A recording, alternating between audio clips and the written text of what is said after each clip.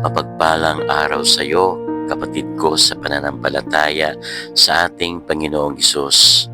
Alam kong dumaranas ka rin ng mga paghihirap at pagtitiis sa paglilingkod sa ating Panginoon dahil sa iyong pananampalataya.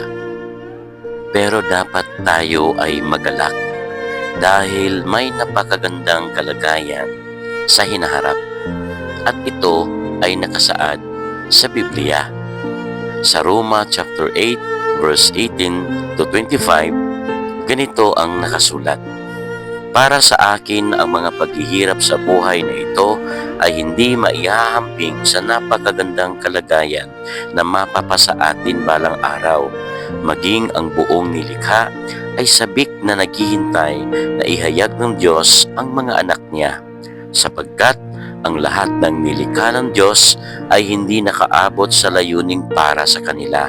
Nangyari ito hindi dahil sa gusto nila, kundi dahil ito ang gusto ng Diyos.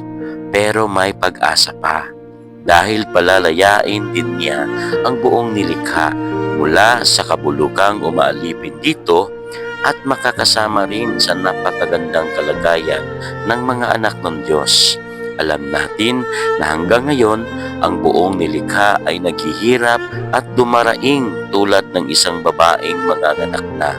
At hindi lamang ang buong nilikha, kundi pati tayong mga tumanggap ng banal na Espiritu na siyang unang kaloob ng Diyos ay dumaraing din habang naghihintay tayo na matubos ang ating mga katawan at maihayag ang ganap na katayuan natin bilang mga anak ng Diyos.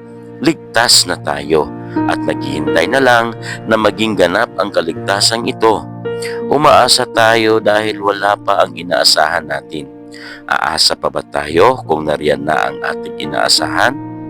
Pero kung ang inaasahan natin ay wala pa, maghihintay tayo ng may pagtsatsaga. Amen! Salamat sa Diyos sa Kaniyang salita. At totoo talaga na ang salita ng ating Diyos ay pagkain para sa ating kaluluwa na nagbibigay sa atin ng kalakasan. Jesus died on the cross for me.